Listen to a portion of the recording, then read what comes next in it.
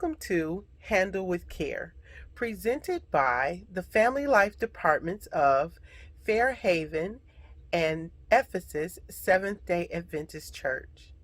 My name is Chandra Forward, and today we will be talking about Framily, friends who present like family. Today, we will be watching a video of relationship author Michael Todd, who talks about family. But before that, my husband and I talked to our family about the importance of friendship and its importance to our family.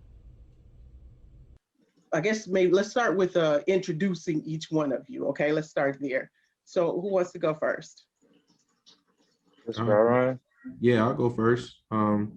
I am Marcus Theron Forward, second of his name.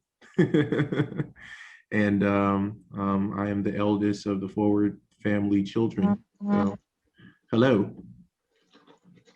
What is it that you are doing? You're away from home right now. I left the nest at the age of 18, went to school to play college football. I majored in exercise science. I got a master's degree in biomedical sciences from the same university, Northern Colorado. And currently I am in the greater Chicago area studying to be a physician assistant at Rosalind Franklin University. All right. Who wants to go next? I'm the second eldest of the four boys. My name is Malik Levy Forward. I also left home at the age of 18. I joined the United States Naval Reserve as a logistics specialist. I joined the United States Naval Reserve as a logistics specialist to pursue the GI Bill, which will enable me to play college football as well as my older brother did. I'm currently in Naval Technical School to study to be a logistics specialist. All right. And that leaves our great young man. Go ahead. I'm the youngest of four family, and I'm a student at Hamity Hawks. Okay. All right. All right, my name is Marcus Forward. I'm the father or the leader of the family. Glad to have y'all boys here. Looking forward to having this nice conversation.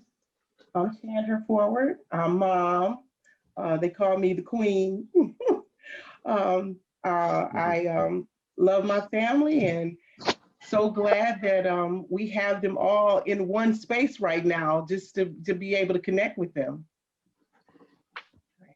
So let's open up our conversation. What do you consider a friend? Who define the word friend? Start with LeBron. Yeah, I feel like that's their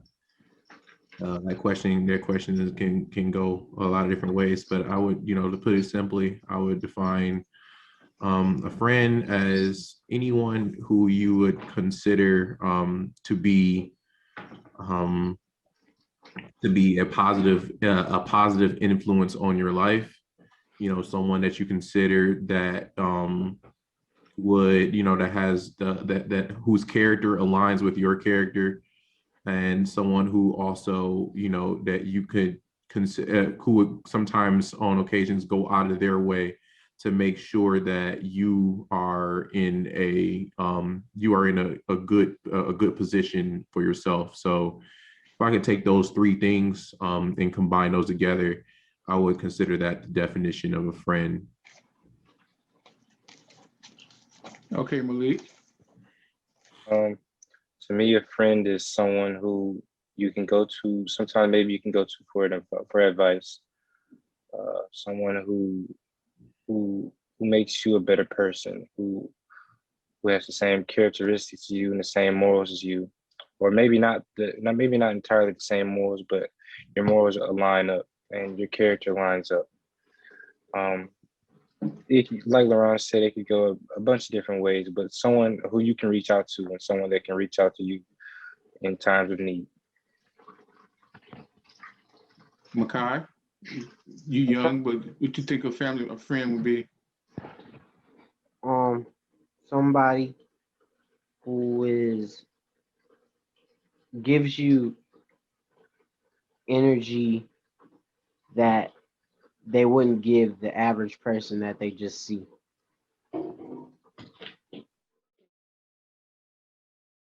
Do you all, do you have friends that you go to for specific things, or do you just have just one individual friend? How does that work for you as individuals? Absolutely. I think that uh, there can be a lot of, like you said, that those definitions of friendship can be found in many different types of people. So because that's true, I think that you have lots of different friends that you could possibly go to for certain things, because we all have different skills or different skill sets and different characteristics that would make us, best suitable to provide that person in that time of need.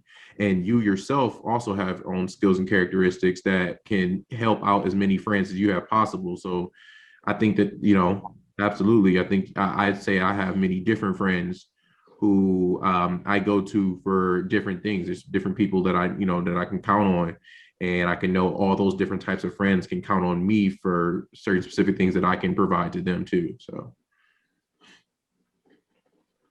Okay, anybody else want to tackle that?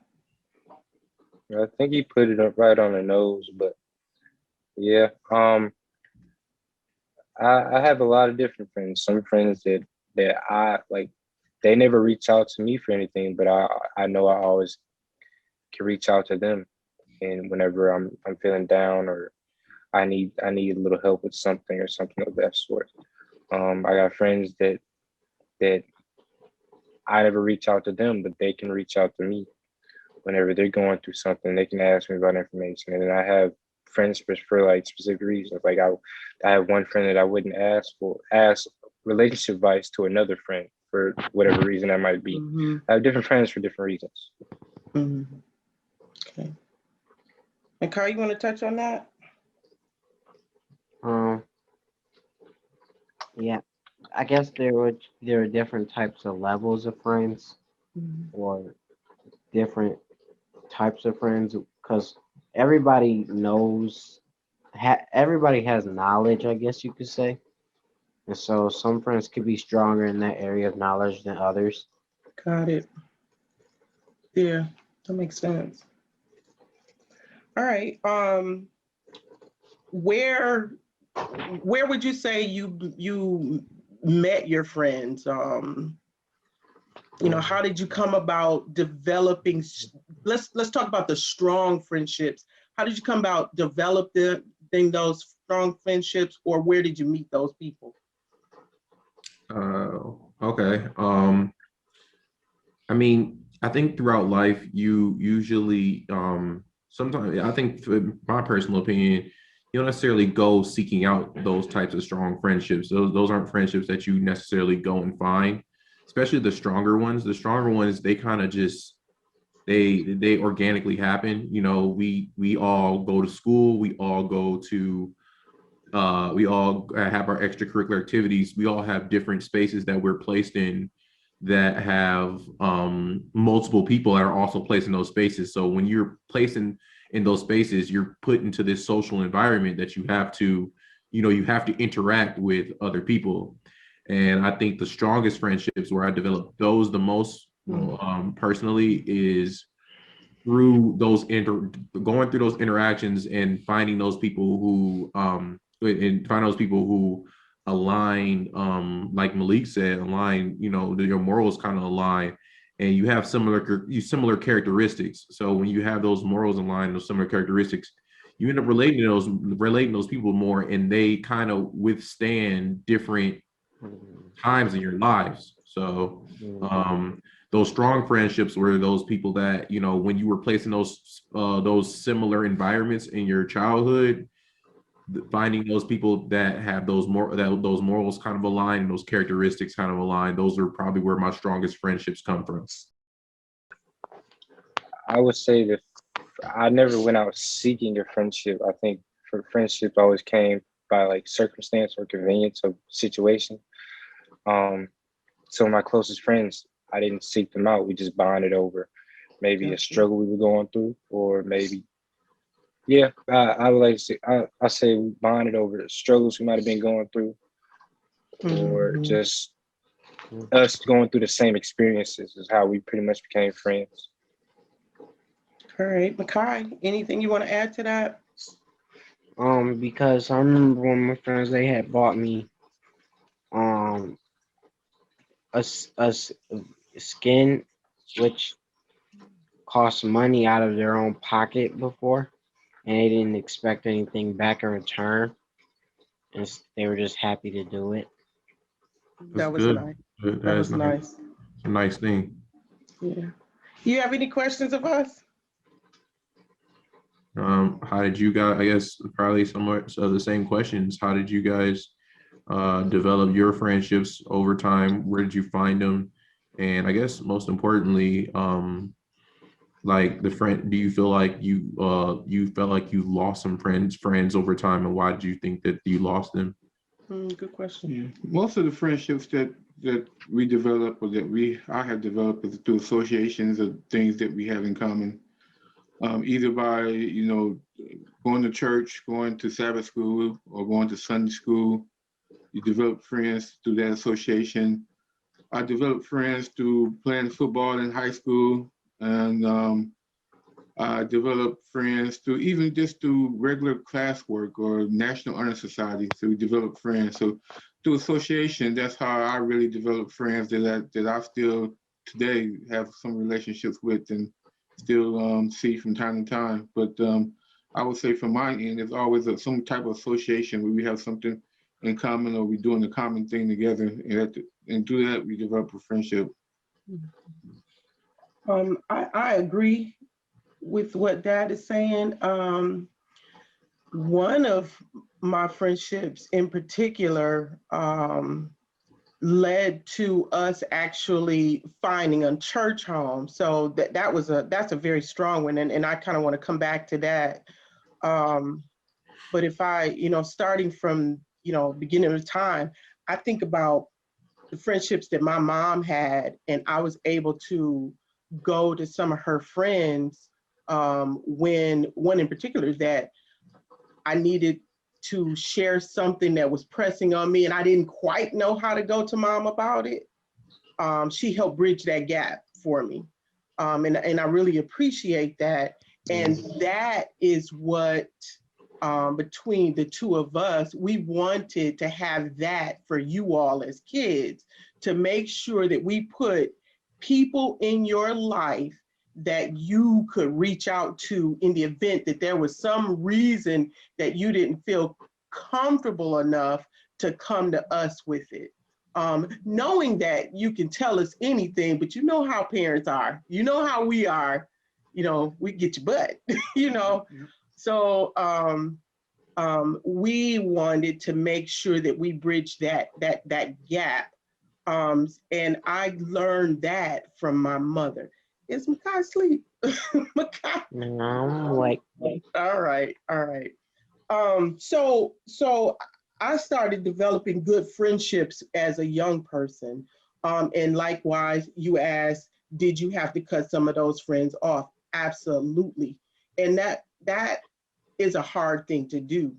But if you don't, it comes at a cost to you if you don't cut certain friends off. And going back to what I was talking about, one of my friendships developed because we were coworkers at a school together, and actually it was several people that attended Fairhaven, and I just kept running into them. I'm going to go ahead and give names. Esther Vanderson, I worked with when I was actually pregnant with Makai. Carol Connor, I worked with when I was pregnant with Malik. But the point is, those friendships are the ones that are long lasting, and they led to us attending Fairhaven. I just want to bounce off what you said. I'm actually forever grateful for that. Like my parents' friendships. I remember I was going through something with my former friends. Well, I don't want to say former friend because I don't got to get into that. But one of Dad's closest friends is we are me and my brothers and I, we know him as Uncle Pat. And when I hear the name Uncle Pat and I see Uncle Pat, blood couldn't make us any closer. That's one of Dad's closest friends, but when I see him, I see that's really my uncle. Like I see him as family. I was able to go to him about some things I was going through in school, and it was some serious stuff. It came down to some financial things, some stuff. Somebody's personal belongings got broken, and I was able to go to Uncle Pat and ask him about the situation, and get insight on what should I do about it. And I'm really forever grateful for my parents' friendships. Because when I see the name Uncle Pat, and I see his children on the street, I see them as my cousins. I see them on the street. I don't think, oh, that's my dad's friend's son. I see that's my cousin, and if he needs some help, then I'm there to help him. Life or death type situations. And I'm really forever grateful for my parents' friendships because they have trickled down to me. Yeah, solid. That's solid. I can definitely say the same thing. It was one of those, especially with our I think one of the most valuable things about our parents' friendships are the sustainability that they have had. I think our parents, from even me as a young child, earliest memories, I can, pick up on friends that they even still have to this day that, have that are they're still just as solid, if not stronger, bonds between our parents. And it's one thing that it's a real testament to how strong your friendship is, when not only do you become close with you, but you become close with someone else's child. To be able for the friendship to trickle down past just you, but to pass to someone that you created, your child. I think that's a real testament to the sustainability of your friendships, and just how much that friendship means to you, because it means a lot. The most important thing to a parent is their child. So for a friend to give their child a piece of them, or give their child some advice or whatever they have to give them, I know that is the greatest gesture that you could ever ask for as a parent. So that's a testament to how strong our parents' friendships are amongst those people that we know as uncle or aunt, or just our parents' friends, period. Okay, how are you? Let's talk about you as friends. What type of friend are you? Mark, you wanna tackle that? What type of friend are you? I mean, let's see. You have friends who was developed. I don't know, for the forefathers, your forefathers club. I just think back on that. You remember that, LaRon? The Forefathers Club. Yeah, that was just a club that we had decided to get together to. We had common goals in investing and doing certain things with our finances, that we can be financially secure going forward. So if you're asking me, how did I get involved in that, is because of just the association.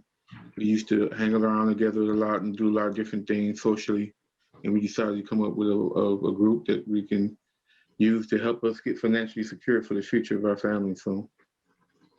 Yes. And do you all remember No Side? I was working for Edison Schools. And do y'all remember No Side? I do. Actually, that would be you, LaRon, because I do. You do, and you know what No Side is. It's actually Edison spelled backwards. Yeah, you know what? I knew it had some type of association with like Garfield Northwestern, but I couldn't figure it out until you just brought it to my attention. all of those friendships, there's not one of those people that wouldn't go to bat for you, that wouldn't support you. Absolutely. And as a matter of fact, two of them are your are the kids' godparents. Yep. So Absolutely. wonderful. And we support them. So let's talk about really quick, what type of friend are you? Um, okay. Um, I think one thing I've always prided myself as far as what type of friend I am is someone that you can just be completely honest with and vulnerable with. That's a word that I always take to heart. You know, I don't have when I, you know, when you come to me as a friend, you know, I don't have any type of prejudgments about you or anything like that. You know, we're all humans in this world, and you know, just tell me, you know, you could come and just tell me your thought process. We can break it down. I mean, if you're a friend to me, that means at some point in my life, I believed in you. I believed in your character, and I believed in you as a contributing human being to my life, which I mean, you know, for my self-esteem purposes, I hold that value near and dear to my heart. If I believe that you can contribute a great deal in my life, then that means a lot. So as a friend, I'm not going to prejudge you or anything like that. You can come to me about anything, you know, and we can sit there and we can talk about it. We can figure it out. You know, I'll listen to you. And I also consider myself a type of friend who would, you know, would more times than not go out of their way to make sure that you are, you know, okay. You know, we can brainstorm ideas about how to solve a problem.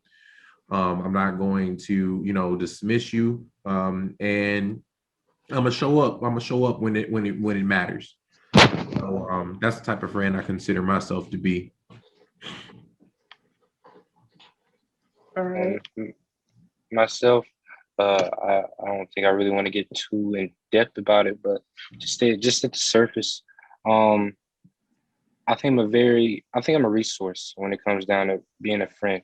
I like to see myself like a lot like my father as a very expandable person. You can ask me a little bit about anything, and more often times than not, I'll have an answer for you. Um, I think I'm the type of friend you could really, like Laurent said, you could be open with. Um, even if you, even if you killed somebody, you can still come to me, and I know it's kind of harsh to say, but Real. you could come to me and I wouldn't judge you if Mhm. like when it comes it if it ever got, I don't know how exactly to say it. I'm not sure That's you guys real. are picking up what I'm putting That's down, deep but right there. No, no, it's real. It's real. That's absolutely real. Because you know, if you value that person, if you believe in that person as a human being, you know, that means you know, whether you know it was a grave mistake or not, it was an ultimate mistake or not, you know, that's not for you to right. It's not for you to, you know, it's not for you to put any judgments on that man, but if on that man or woman. But if you believe in them as a human being, you believe that they can come to you even if they did something like that, man. That's, you know, that's true definition of the type of friend you are. Makai, what type of friend are yeah, you? Oh, I'm sorry, Malik. yeah. You go ahead. You go ahead, Makai. I think I'm a good friend because I wouldn't judge. Most people judge a lot, and it's not bad to judge. You want to judge because you want to pick out your friends and who they are. If they're whether they're a good person or a bad person, but um, I'm a type of friend who wouldn't. I don't think I would think bad about people because sometimes I think about what people have done or what they do, and then that, like, I usually try to put myself in somebody else's shoes Mhm. a lot. That's good. Okay. Okay. Okay. I learned how to be a friend from a friend. A friend pointed some things out, called me on some stuff. And that's how I learned how to be a friend from other friends. When people show up for you, and I'm taking what you're saying because what you said was so real. It was, it's an experience that experiences that I've had. So I learned how to be a friend from other friends, and likewise from parents and but I think that's a genuine thing, the things that you all have said here. Yep. Mark, you have anything to add? Nope. All right, with that, I thank you all for coming together. I know you all have some things to take care of. I know, Makai, you have some homework to do. Malik, you're studying, right? We're coming up on week 3 of my technical school. I have a test coming up Friday. Okay. And LaRon? I mean, I just started my rotation in general surgery. This has been a really hefty week. And, I got surgeries lined up Monday morning, and I got to read up on them and know exactly what I'm doing. So yeah, I got a full week ahead of me. Okay. And happy birthday, by the way. Oh, thank you. Happy birthday. I appreciate that. Yeah. I appreciate all you guys wishing me happy birthday this week. It means a lot. And, hopefully one of these days I can get to a point in my life where I'm not like consistently working out or taking a test on my birthday. Right. All right. Well, with that, let's end. We would normally before you all leave, we would normally end with a family kiss, but I guess we'll just, Mama, give you that. All right. Love you all. It's an epidemic running rampant in church that many people do not have real friends. If we were to take it into a context where it was just me and you, just us talking, a lot of people do not have friends that are what I call every season friends. Friends that'll be there when you're up. Friends that'll be there when you're what? Down. Friends that are there when it's all good. Friends that are there when it's all falling apart. See, a lot of us with the age that we live in right now, many of us have digital friends. Facebook friend. Oh yeah, I know what they doing. You've never talked to them. You just stalking.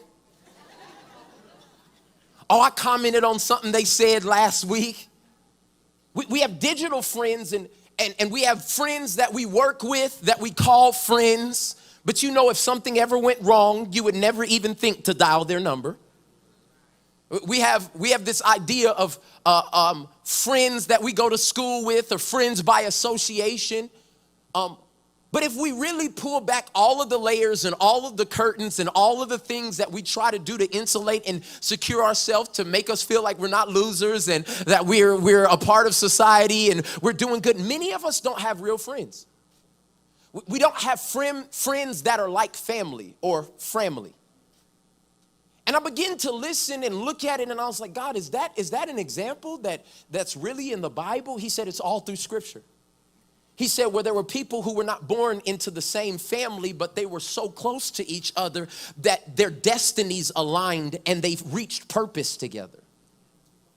And I began to think about that with us being the body of Christ and how God's whole thing is unity in our lives and all this other stuff. Today, I want us to just really evaluate our lives and see if there are any people in our lives that are really Framily to us.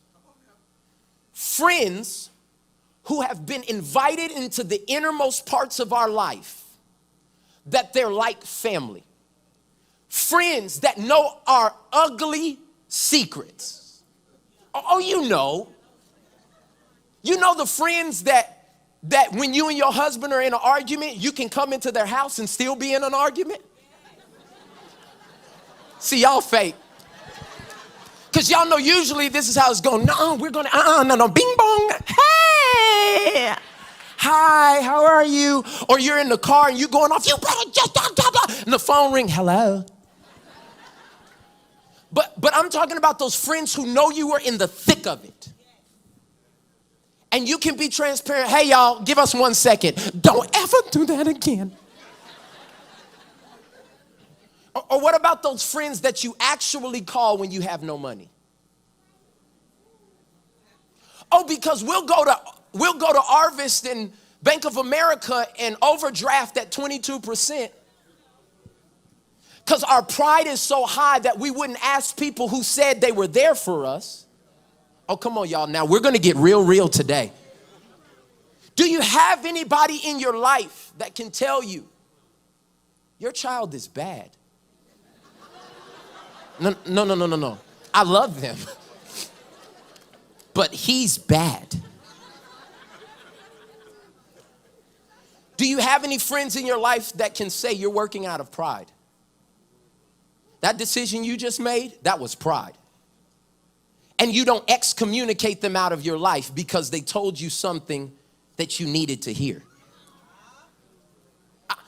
This is self-evaluation right now. Do you have any friends, any people that are in the intricate parts of your life right now, that when you say it's God, they can challenge it? No, see y'all. Well, God told me to marry him.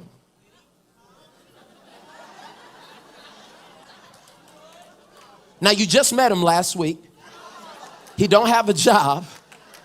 And he ugly. What did...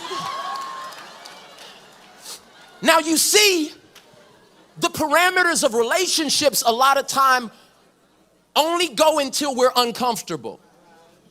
And at the moment we get uncomfortable, then we probably are not going to be friends anymore. The calls get less and less. I stopped getting invited to the parties. And what we do is we recycle friends. We change friends. If I ask you in your life, many of us have a 3 to 5 year cycle of friends. Those mugs just turn over and it's new people. And people you used to hang with and you used to be with and you used to, because at some point it goes from just being a friend to being family. To where it goes from just being acquaintances and we have the standoffish, oh, we know each other, we hang out, we go places together, to being intimately involved in each other's lives. And my prayer for every person, and I believe God's will for every person, is to have family. To have people who can walk with you through life. People who will be able to tell you about you. People who are going to be honest even at the expense of making it uncomfortable between y'all. And I'm telling you this because this is a topic we don't talk about in church. This is not, we just talk about love your enemy, love your friend, love everybody, but we don't talk about loving those people who are supposed to keep you accountable for the purpose and the will that God has called you to. And I'm just here to submit to you. This is what God told me to preach, so you could be mad at him if you don't like this. But I'm just here to submit to you that I've been around church all my life, and I've seen people pour out their lives for years, ministering to people, touching their lives, and die lonely. I'm serious. I've seen people that they make one mistake publicly, and all the people who were their friends turn their back on them. I mean, gave you a platform, put you in a place to be able to do anything. At the moment you made a mistake, done with you. See, what you got to understand is if you're not discerning of the people that are in your life, you will be fooled to thinking somebody has a deeper well than they actually do for you. And you'll step in trying to cannonball and you'll stand up because it's shallow. See, you'll try to jump into the relationship, but it's only a little bit of water there. And what God desires is not for everybody in your life to be your family. But you got to have at least a couple to be the ones. And this is the thing, many of us have never prayed for that. We've prayed for our marriage partner. And when some of y'all say, that's my family, that's the one. No, the two shall become, y'all need somebody too. Does everybody understand what I'm saying? Everybody needs those people in your life. And as I begin to look at the scripture, I begin to look at Framily. I begin to look at relationships like David and Jonathan. And you can go search this later in the Bible, but 1 Samuel 18 says that Jonathan was knitted to the soul of David. That Jonathan loved him as his own soul. Like it said that they were talking and it was like, man, there was an instant connection. And these two dudes wrote it out together. I mean, I even recall a time where Saul, Jonathan's dad, was trying to kill David. And he told him, he sent word to him. He said, hey, bro, don't come to dinner tonight, bro. The spaghetti is spiked. Don't come. Dad's trying to kill you. Do you understand what I'm saying? He cared for him. He was there in the high time. He worked through a family crisis with him. You think about these things that God desires for us to have. And I'm not trying to discourage anybody. It's like, I knew it. I was coming to church today and he's just going to remind me that I'm a freaking loser. I don't have any money. I don't have no friends. I don't have any money. My dog won't even come. When I ask, like, calm down. What I'm trying to do is just change your perception, maybe to be believing God for something new. Maybe instead of believing God for a car or a house, maybe we'll believe God for friendship that will help us reach purpose. My family and I would like to thank you for joining us. If you like the video, come back at 7:30 and join us for more of Michael Todd. We will also talk to some of our family. If you haven't done it, don't forget to like and subscribe. And I urge you to invite a friend for a free gift of love. They need to register at our Ephesus website. That's www.esdac.org, or our Fairhaven website. That's www.fairhavensda.org. See you at 7:30. And I know when I need it, I can count on you. Like 4, 3, 2, and you'll be there. 'Cause that's what friends are supposed to do, oh yeah.